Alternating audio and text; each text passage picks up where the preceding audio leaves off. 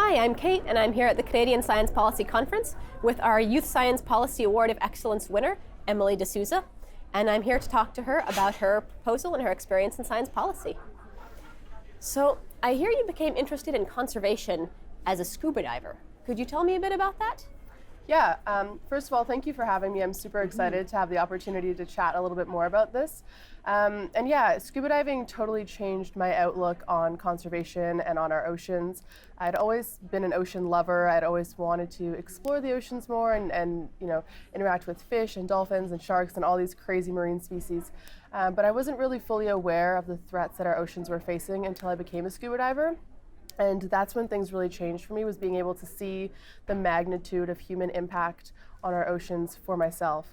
Donna Strickland said something really powerful last night at the gala dinner. She said, we act not based on our intellect, but based on our emotions. And I think that's very much how I got involved in conservation. You know, I knew all of the facts about ocean acidification and overfishing and plastic, but it wasn't until I actually witnessed it for myself and experienced it that it became emotional, it became personal, and really inspired me and motivated me to make conservation my career.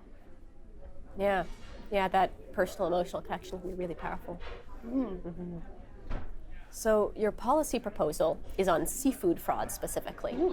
Could you describe how that affects us as Canadians, as consumers? Yeah, so seafood fraud is a massive problem that I think not a lot of people are aware of, which is super alarming as a consumer that we don't even know this is happening right under our nose. So seafood fraud refers to the intentional mislabeling of seafood products for economic gain. So more often than not, it's lower value species being relabeled or mislabeled as higher value species. So this obviously affects consumers because we're paying a lot more for fish that we're not actually getting. There are also a few health risks associated with that. There are certain marine species and fish that we actually can't digest that can cause a lot of digestive issues in humans if they are mislabeled as a fish for consumption. It also hurts our economy, it hurts our fishing industry. It really disadvantages fishermen who are engaging in ethical fish harvesting practices because they're trying to compete in a market that's completely rigged against them. So it really puts those guys who are doing it right at a disadvantage, and it's not fair to them. And it also affects our oceans by misrepresenting stock numbers and undermining conservation efforts. So it has a magnitude of implications on the economy, on health, and on conservation. Yikes. So what do you propose we do about that? Yeah, so there were a few things that I mentioned in my policy proposal, most of them geared towards improving traceability and labeling. The seafood supply chain is very convoluted and messy, and it is so easy to swap one fish out for another. The seafood industry is very globalized. Fish passes hands approximately 7 times before it reaches your plate. So if the industry is going to continue to be globalized and continue to pass through all of these different processors, suppliers, and distributors, we need to ensure that there are strict traceability regulations in place so that at every stage of the supply chain, people are reporting what the fish is, what's being done to it, and where it's coming from, so that we can keep track of it as it moves across the world. The other big thing that I recommended was improving our labeling standards here in Canada. Unfortunately, Canada is falling very far behind of other countries when it comes to seafood labeling. In Canada, the only information that we require on seafood products is a generic species name and the country that it was last came from.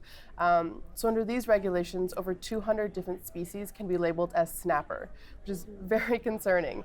And because we only require the last country of origin, we don't know where the seafood was processed or where it was even caught. I mentioned to a few people throughout the conference that they were really shocked to hear this, but a lot of the time seafood's actually caught in Canada and exported out of the country for processing and then imported back into Canada, but it's often labeled as a product of China or wherever the processing was done, despite the fact that the fish was caught in Canadian waters. So just making sure that we are being transparent in the seafood supply chain is the biggest recommendation that I have. And then the last thing that I mentioned was using DNA barcoding as a regulatory tool. I'm not a hard scientist, so this was something totally out of my wheelhouse, but something that I've become a little bit more familiar with through my work with seafood. DNA barcoding is essentially taking a sample of a seafood product and running it through the barcode of life system that houses the DNA sequences of all species of all organisms across the world, and it can confirm whether or not that species is actually what it says on the label. And I'm from Guelph, and the barcode of life system is actually housed in Guelph, which is very cool. And it has been used in a variety of different seafood traceability and fraud studies already and proven successful. So that was my last recommendation, was to use that sort of as a regulatory tool just to confirm the integrity of the traceability and labeling standards. But basically it all comes down to making sure that the seafood supply chain is transparent and that we're being transparent and honest with consumers. Neat. It's a lot of specific recommendations. Could you tell us a bit how this fits into the big picture, the issue of environmental governance? Yeah. So I actually did my undergraduate degree in environmental governance, and it's funny because I feel like I've spent the last 5 years trying to explain to my family what exactly that means. But basically environmental governance is this idea of collective action. It's a partnership between a variety of different actors. They can be state or non-state actors.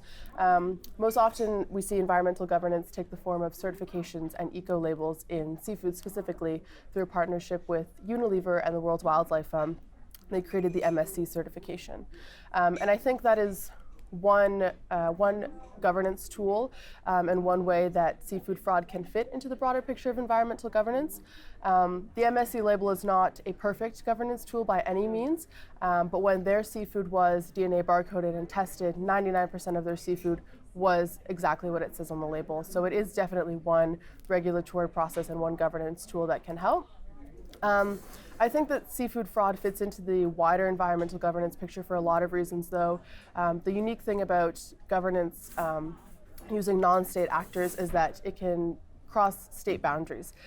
Fish obviously don't pay attention to state boundaries, so the ability to govern across different nations is super important for the seafood industry as it is so globalized. So I think that building partnerships with private industries, NGOs, and states is really crucial for the success of the seafood industry.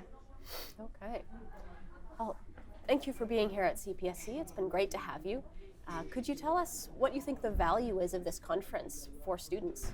Yes, I am super honored to be here. This has been a very valuable opportunity for me as a student, as a young professional. It has been very interesting to hear the different perspectives on the variety of different panels, things from science communication to data usage and ocean mapping. It's been very cool to see the wide variety of topics being discussed, and the caliber of people here is slightly intimidating, but also very, very cool to be able to rub shoulders with some very amazing people in government and in industry and granting agencies. And I've also found that they've been very welcoming and very supportive and willing to give career advice and just kind words, which has been very, very nice to see. So I think being here and being able to hear a wide variety of perspectives and being able to network with some of these people who are in very high levels of government or their industry is very valuable as a young person in this field, and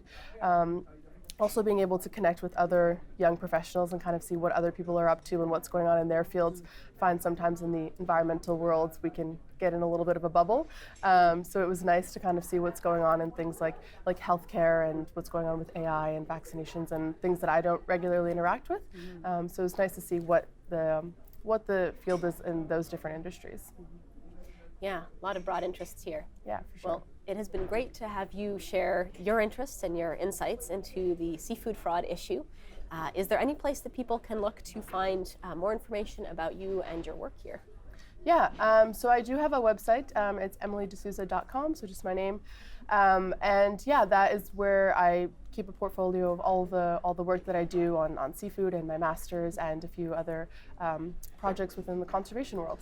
Great. Thank you very much. It's been great to talk with you. Awesome. Thank you for having me. You're very welcome. Have a great conference.